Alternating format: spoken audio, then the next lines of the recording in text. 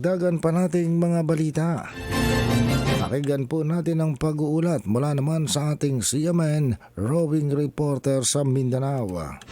CNN Live Nationwide. Willie Boy Ramos, magandang araw sa iyo.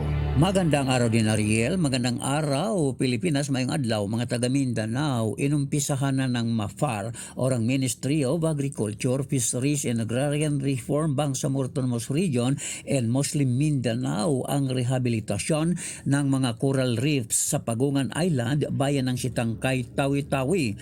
May mga nakahandang mga artificial reef structure sa kanilang coral nursery units na gagamitin sa naturang rehabilitasyon para muling manumbalik ang marine life. Napinsala ang mga coral reefs bunga ng Malaysian vessel grounding incident noong Disyembre 22, 2023. Ang underwater installation ay pinangunahan ng MAFAR personnel katuwang ang mga bihasang divers mula sa Mindanao State University, Bungaw, Tawi-Tawi na silang maingat naman na maglalagay sa mga reef structure sa tinatayang 500 metro kwadradong damage na coral habitat ilalim sa dagat.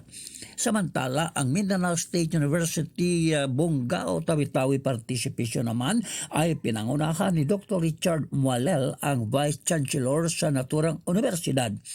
Mayroong 774 na mga artificial reef units at 47 coral nursery units ang na-install sa 2 araw na pagkilos, at bago ito isagawa, nagkortosya muna ang MAFAR sa local government unit ng Sitangkay.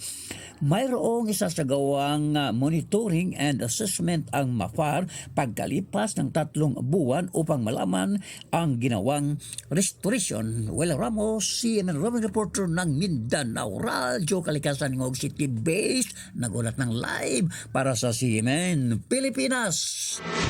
CNN Live Nationwide.